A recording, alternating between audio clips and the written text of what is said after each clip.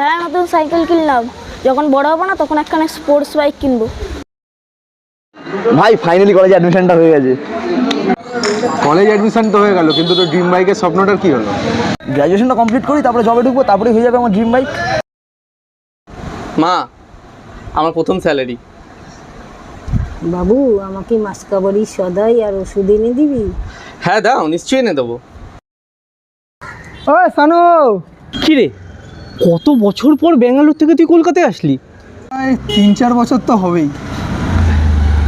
এটা কি তোর মেয়ে? হ্যাঁ। আচ্ছা, তোর একটা ড্রিম ছিল না স্পোর্টস বাইক কেনা, সেটা কি হলো? Sports bike? বড় হবো না তখন একখানে স্পোর্টস বাইক কিনবো। গ্র্যাজুয়েশনটা কমপ্লিট করি, তারপরে জবে ঢুকবো, তারপরে হয়ে যাবে আমার ড্রিম বাইক। হ্যাঁ দাও, নিশ্চয়ই এনে দেবো। এখন তো আমার সব ড্রিম ওকে ঘিরেই। ওকে ভালো করে মানুষ করতে হবে। আসছি রে। চ, দেখা হবে আবার। হ্যাঁ।